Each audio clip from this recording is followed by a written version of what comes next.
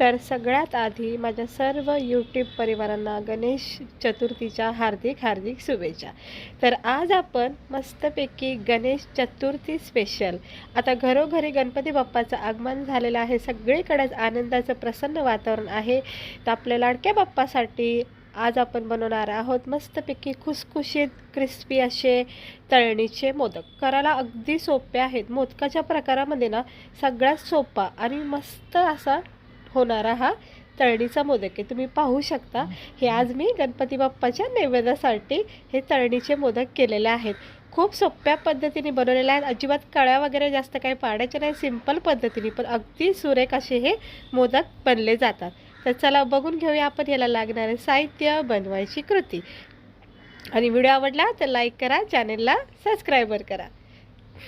तर आज मी तळणीचे मोदक करते। वेगवेगळ्या प्रकारचे मोदकसुद्धा केले जातात, पण आता कसं कमी जास्त टाईम असतं, पहिला दिवस असतो गणपतीचा, त्यामुळे पाहुणे रावळे सगळे येणं जाणं असतं, त्यामुळे जसं जमन तसं करा।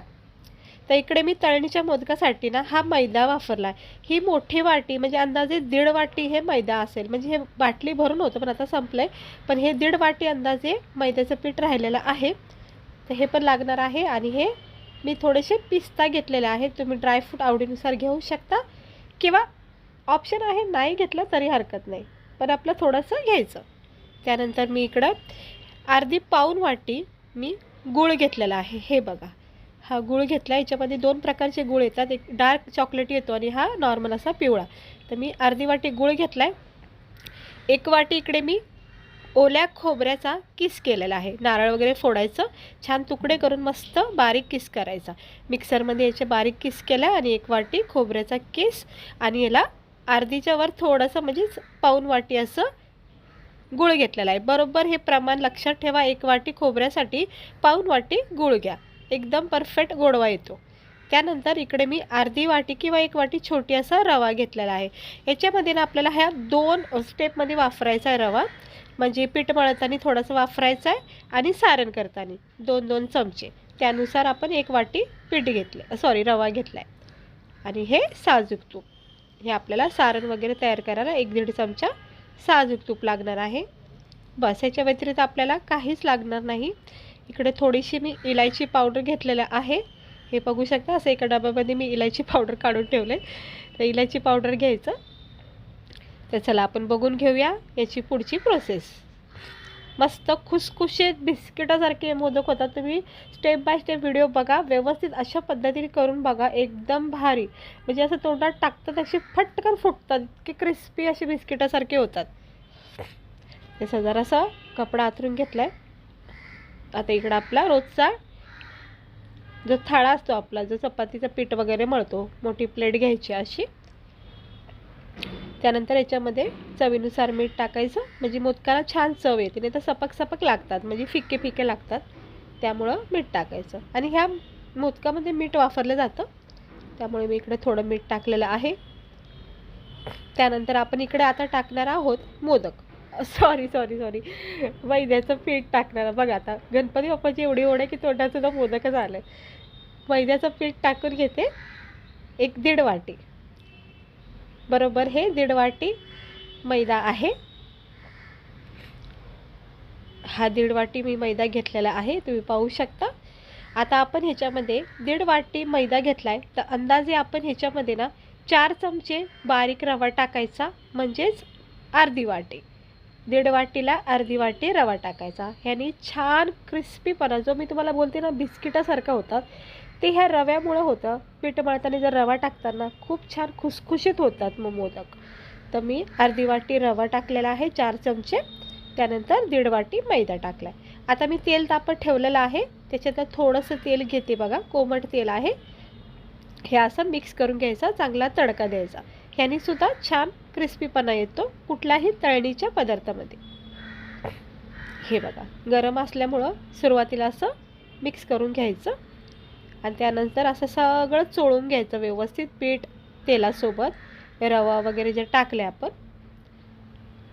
थोडं चोळून झालं की मग याच्यामध्ये थेंब थेंब पाणी टाकून एक घट्ट याचं पीठ मळून घ्यायचं। हे बघा, हे असं पीठ मळून घ्यायचं, मोदकाचं पीठ जितकं चांगलं तुम्ही नरम सॉफ्ट करतात तितके छान मोदक होतात. हे बघा, थोडं मळून घेतलं आहे छानपैकी. आता आपण ह्याला थोडा वेळ ठेवायचं, 1-10 मिनटं. तोपर्यंत आपण सारण करून घेऊया. याच्यावर नरम कपडा, आपला थंड कपडा ठेवायचा थोडासा पाण्यात भिजून, म्हणजे हे छानपैकी नरम सॉफ्ट पडते. आता हे ठेवलं आपण बाजूला थोडा वेळ. तोपर्यंत सारण करून घेऊया. कढाईमध्ये ना तूप टाकायचं 1-1.5 चमचा. कढाई ना मी जरा स्लो गॅसवर ठेवली होती, त्यामुळे थोडीशी तापली गेली आहे. 1.5 चमचा इकडे मी तूप वापरले. याच्यामध्ये ओल्या नारळाचा किस टाकलेला आहे. तुमच्याकडे ओला नारळाचा किस नसेल तर आपला सुक्का नारळाचा किससुद्धा भेटतो बघा मार्केटमध्ये, तो सुद्धा वापरू शकता. आता ओल्या नारळाचा किस टाकला आहे. ह्याच्यामध्ये मी 1 चमचा रवा टाकलेला आहे. जास्त टाकायचा नाही, फक्त 1 चमचा टाका, नाही तर ते रव्याचे मोदक बनले जाऊ शकतात. आणि आपले नारळाचे मोदक आहे ते. तर मी इकडे 1 चमचा बारीक रवा टाकला आहे. ह्या असं स्लो गॅसवर, अगदी स्लो गॅसवर याला परतून घ्यायचं, म्हणजे खोबऱ्याचा कच्चापणा निघेपर्यंत, रंग चेंज होईपर्यंत याला फ्राय करायचं.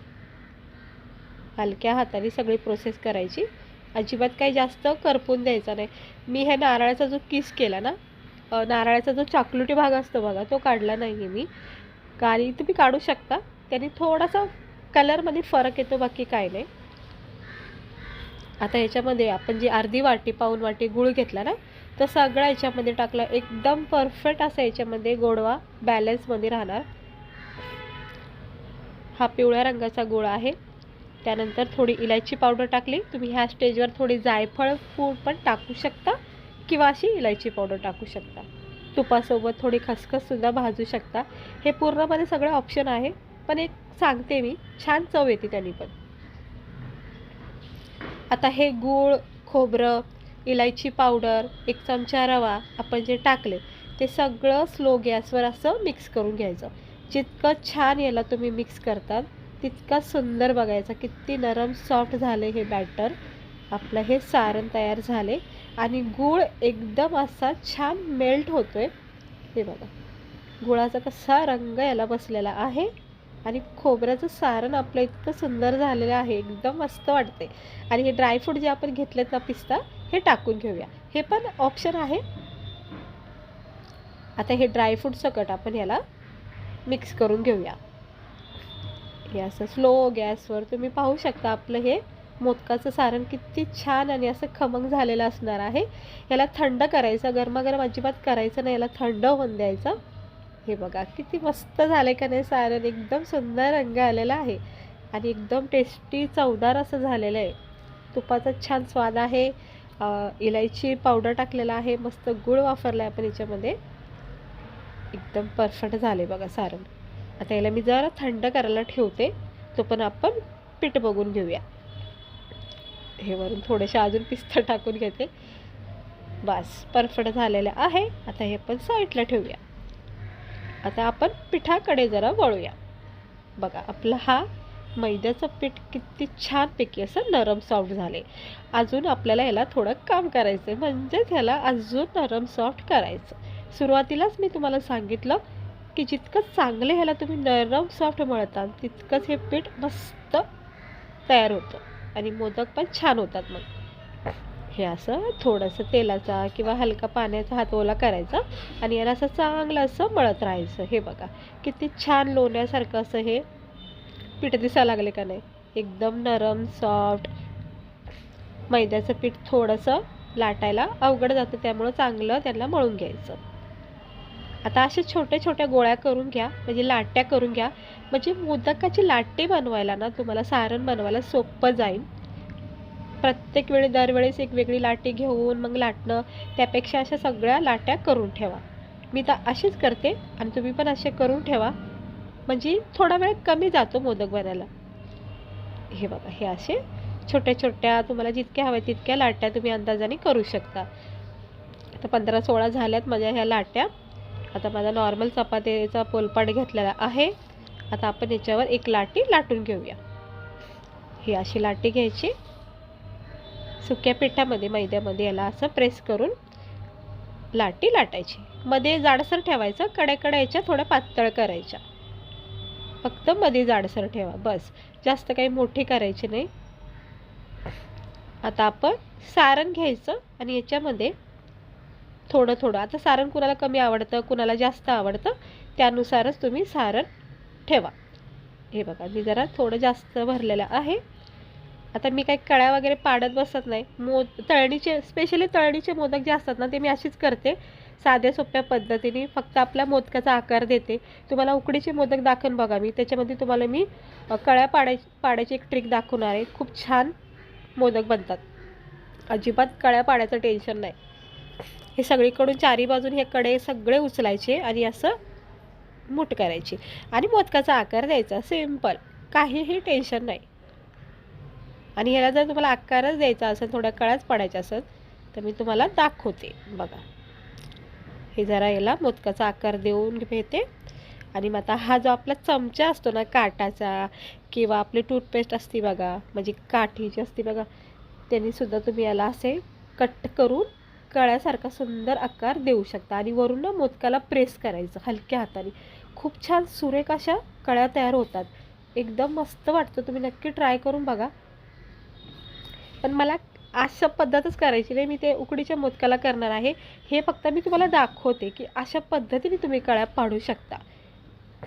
बघा मला तर काही इंटरेस्ट नाही सध्या ह्या मोदकाला ह्या कळ्या पाडायच्या, पण सिंपल तुम्हाला मी दाखवते मोदक करून.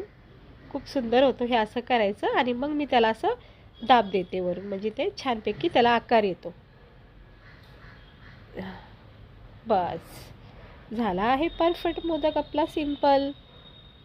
उकडीचे मोदक असले की त्याला आपल्याला कळ्या वगैरे असले की जरा छान वाटतो. तळणीचे मोदक बहुतेक ठिकाणी असे सिंपल पद्धतीनेच केले जातात. सुंदर असा मोदक झालेला आहे. आपण दुसरा मोदक पण करून घेऊया.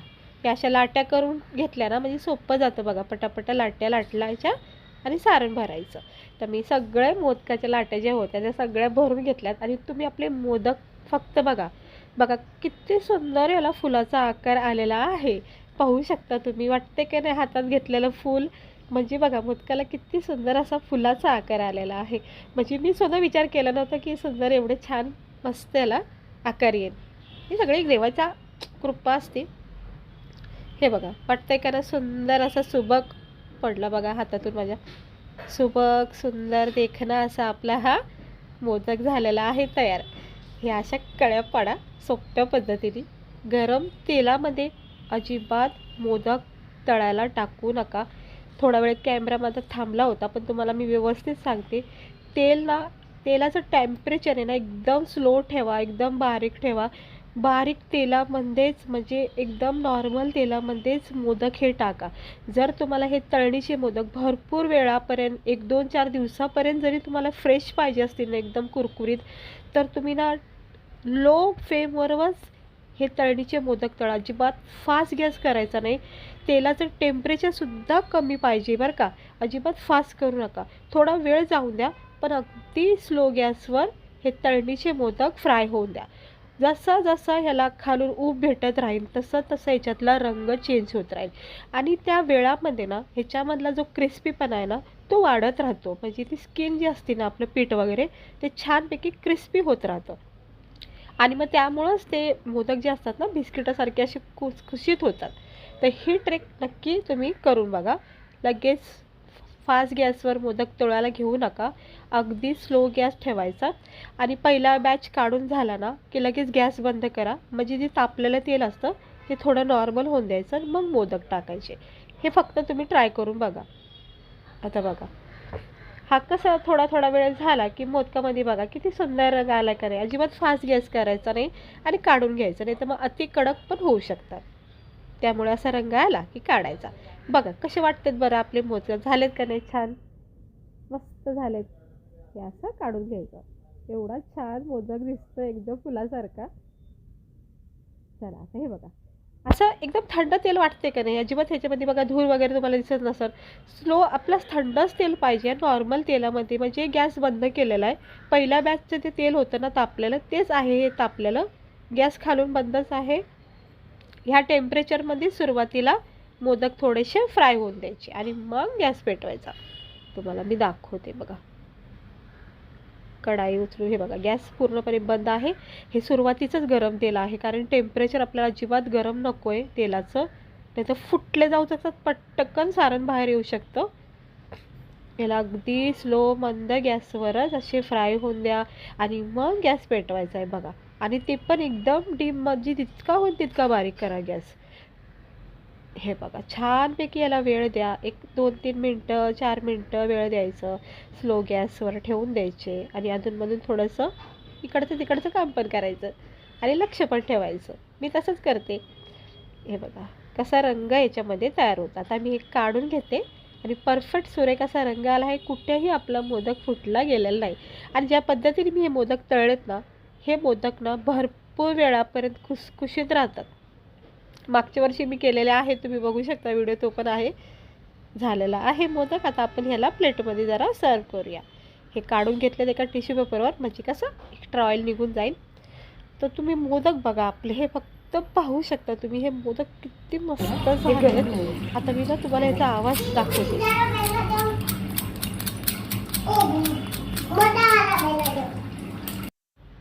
ऐकलं का आवाज? किती कुरकुरीत आहे का नाही? मस्त असे क्रिस्पी झालेत. आणि जस्ट काढलेत आपण हे मोदक आणि थोडे थंड झाले, ते इतके ह्याच्यामधले क्रिस्पीपणा आलेला आहे. आणि तुम्ही मोदक बघू शकता किती सुरेख आणि देखणे झालेले आहेत. आणि आता मी गणपती बाप्पाच्या नैवेद्यासाठी हे ताट तयार करते बरं का.